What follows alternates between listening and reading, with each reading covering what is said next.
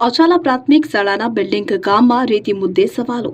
છોટાઉદેપુર જિલ્લાના અચાલા ગામે આવેલી પ્રાથમિક શાળાની નવી બિલ્ડિંગનું કામ હાલ ચાલુ છે। કામ દરમિયાન 2 નંબરના ટ્રેક્ટર દ્વારા રેતી નાખવામાં આવતી હોવાની ચર્ચા ગામમાં જોર પકડી રહી છે। સ્થાનિકોમાં સવાલ ઉઠી રહ્યો છે કે શું આ માટે ગ્રામ પંચાયતથી જરૂરી પરવાનગી લેવામાં આવી છે, તેમજ રેતી કાયદેસર ખાણમાંથી રોયલ્ટી ભરેલી છે કે નહીં। સામાન્ય નાગરિકો એક ટ્રેક્ટર રેતી સાથે ઝડપાય તો ખાણ ખનીજ વિભાગ દ્વારા ₹45,000 સુધીનો દંડ ફટકારવામાં આવે છે। ત્યારે સરકારી કામમાં જો બિનઅધિકૃત રેતીનો ઉપયોગ થતો હોય તો જવાબદારી કોની ગણાય? મહત્વનો પ્રશ્ન એ પણ છે કે જો દંડ વસૂલાય તો શું આ રકમ પંચાયતના ખાતામાં જમા થશે કે પછી ખાણ ખનીજ વિભાગ દ્વારા સંબંધિત એજન્સી કે કોન્ટ્રાક્ટર સામે કાર્યવાહી કરવામાં આવશે?